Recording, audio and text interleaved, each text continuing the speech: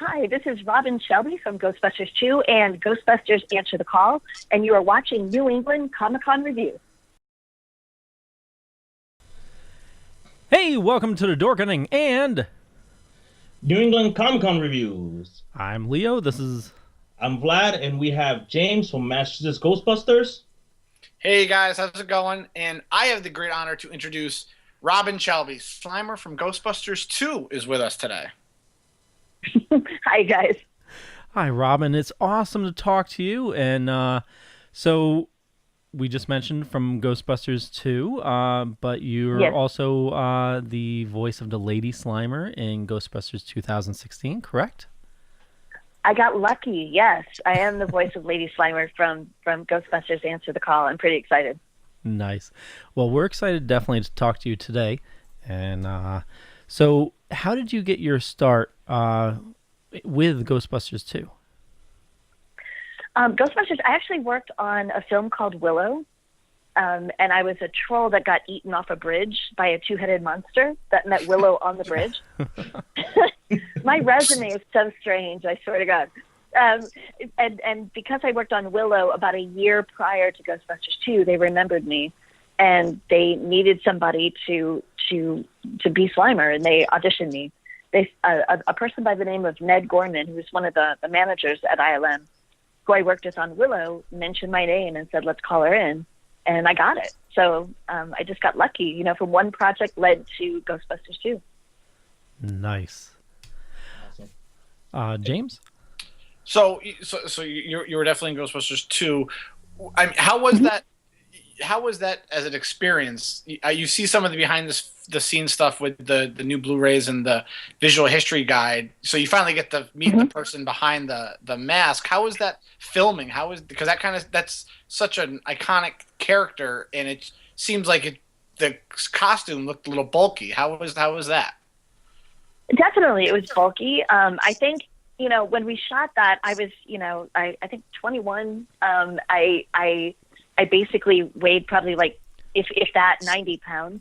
And it was a very heavy costume. It was hot and like, you know, like I said, heavy, but I was working with people who were watching out for me like every step of the way. So it was really difficult, but I had the best people in the industry on my side, kind of making sure that I looked good and that I was okay, that I was safe.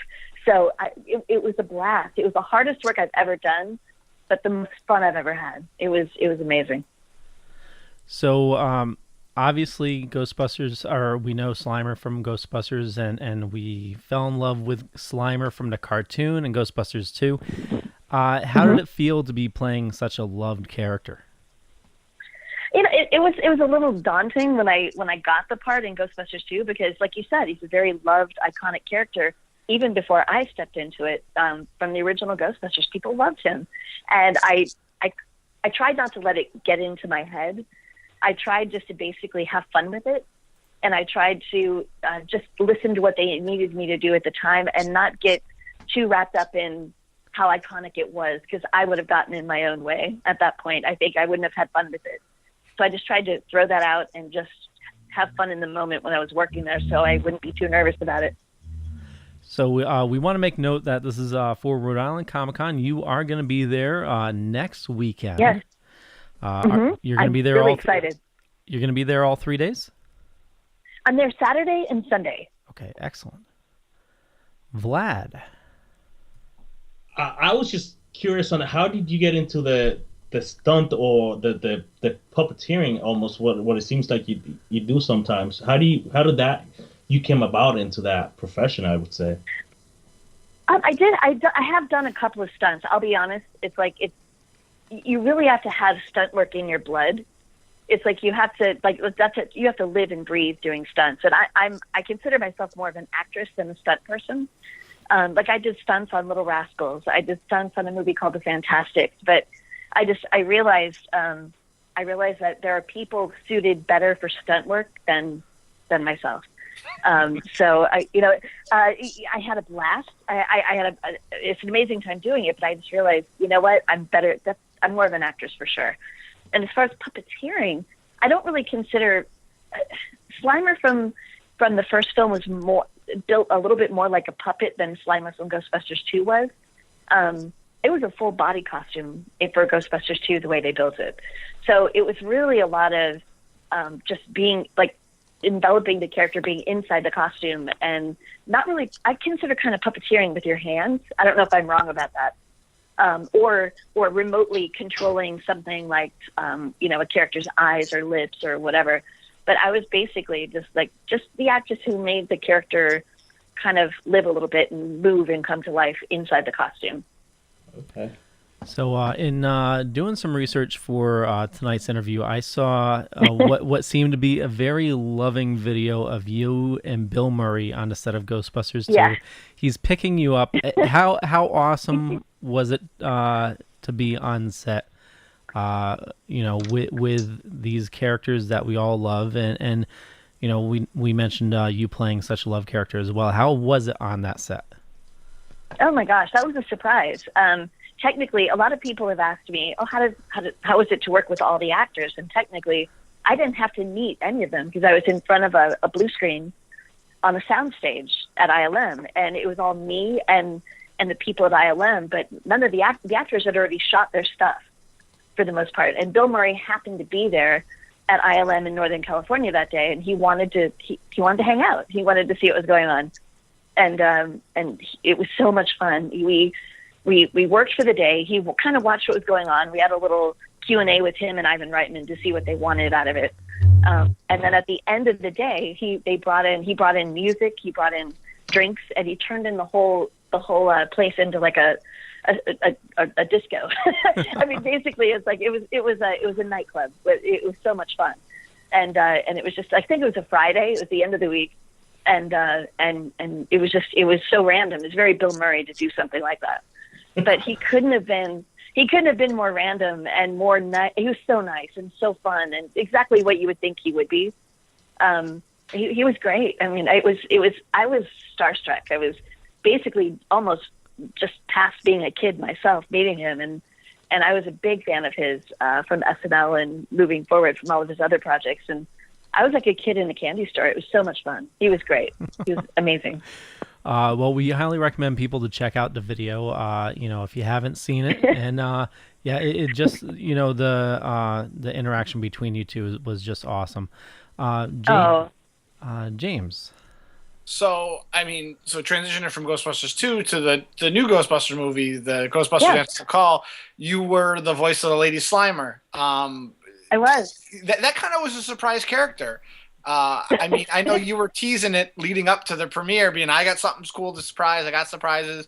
And I think we were all surprised when we finally got to meet you and see you. And I remember seeing your expression on the red carpet. You were blown away, and you interacted with everybody. I think you could have stayed there all night interacting with people. But how did that come about? Did Paul Feig reach out to you? Did Ghost Corps? Did Sony? How did that come about? It was just before Christmas last year. This is how new it is. It's not even a year old. And I got a private Twitter message from Paul Feig, who I'd never met, by the way, at that point. I had never met him up to last Christmas. And he's like, I've got a small part. Are you interested? It is small. And I'm like, why is he apologizing anything? And it would be amazing. And I wrote him back right away. I was running around my apartment screaming like an idiot. I was really excited that he reached out, and I wrote him back saying yes. And I had to keep it under my hat. The character that I was playing, the first time I was told I could talk about it was at the premiere on the green carpet. That was it. I was able, a month before, I was able to say, okay, I'm part of the cast, but I can't talk about what I was in it. But finally at the premiere, I was able to tell people what I had done in it. And it was so exciting. It was so much fun. So basically, it was a Twitter message from Paul Feig. That's how it all started. It sounds like that's how Paul got in touch with a lot of people to be in this movie, was just via Twitter. It just shows how connected he was with the fans and the people who love the franchise. I think it was a love letter from Paul Feig. It really was. It was him trying to, and I was honored because, to be honest with you, so many people were involved in the original two Ghostbusters. And the fact that he reached out to me blew me away, because there's so many people that he could have contacted and reached out to. And I was so honored that he thought of me at all. So. That's a nice way to put it. Having the movie be sort of like a love letter to Ghostbusters. It's because It was, and Oh, sorry. Go ahead. no, it's just to say, yeah, it was. He had every good intention to include as much as he could and make the fans as happy as he could. And I saw that once I met him and I saw what he was doing. It's like I saw the care that he had and the love that he had. He's a big fanboy himself for the Ghostbusters films, and you can just see it. So that was his job. He was trying to make everybody as happy as he could. And I think he did a pretty darn good job doing that too. We agree. It's well, I was just gonna mention real quick, and then we'll jump back to James. We talked about this when we did our original review of the movie, and I know all of us here, we enjoyed it. I know it gets a lot of slack, but I got a little misty-eyed at the end when it's zooming out of the city and everything's lit up saying "We love Ghostbusters," and that's what I took from it was this giving thanks to its heritage. Absolutely. James? Absolutely. That is like it would go back to the love letter thing. I think that was the end of the film.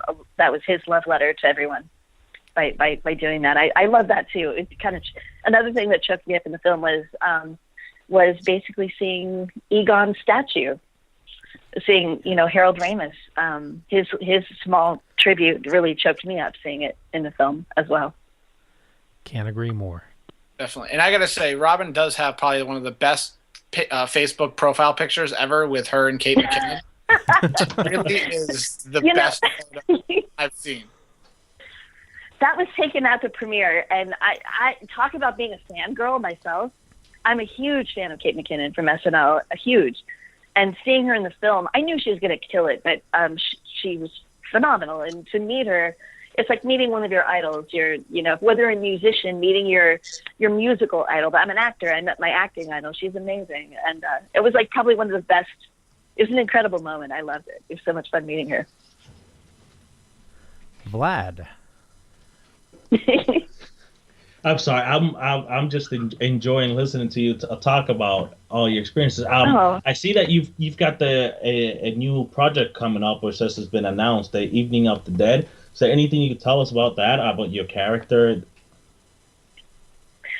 Evening of the Dead, it's still in the process of being approved. It's actually going to be shot in Scotland, and I can't really talk too much about it because it's kind of still being worked on and being developed.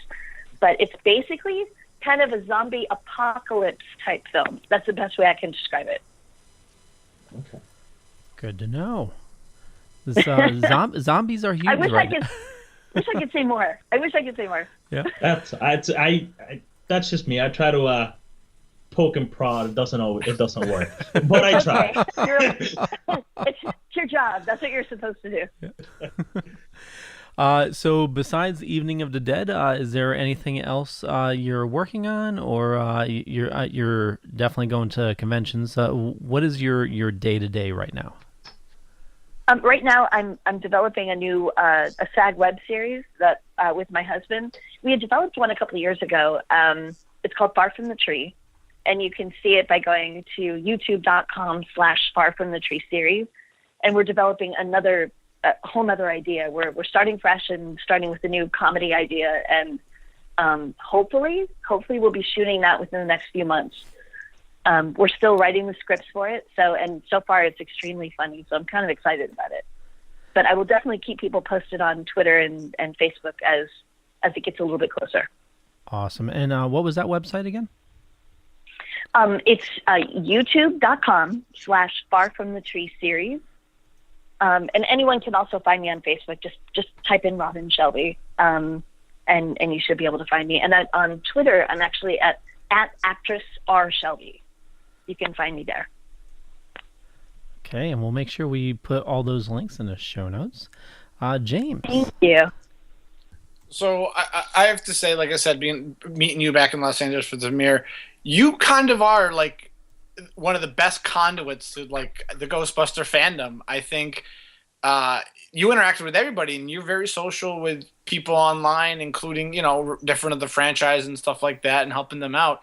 How does that make you feel, being like there's these big icons and a lot of people gravitate towards you? Like, that's kind of impressive for these movies. Everybody is.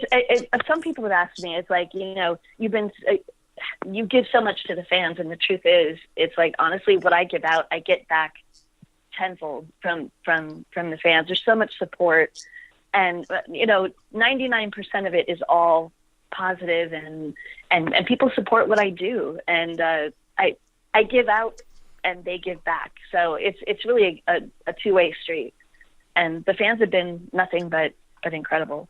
So there's really no choice. It's like, you know, it's a win-win. It's like, I love talking to them and getting their feedback, and I get support from the fans, and I made lifelong friends, literally, not just fans, but friends, in some cases, that I'll be in touch with for the rest of my life.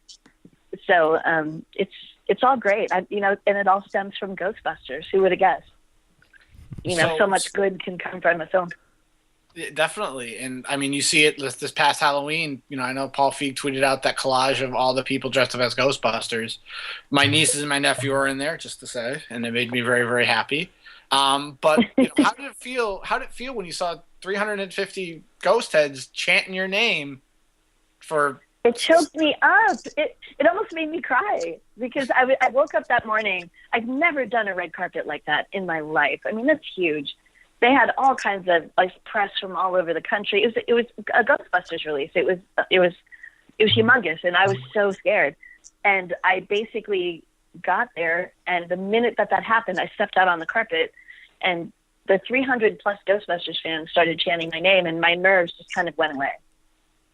So it definitely helped me get through it. I didn't throw up or trip, so I'm all good. I made it through the evening, and I did okay, so it's all good. They were incredible. I really couldn't have done it without them, seriously.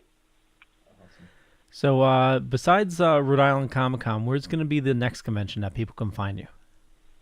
You know, right now, beyond Rhode Island, it's coming up to the holidays. I don't have anything booked beyond that, but that can change at any time.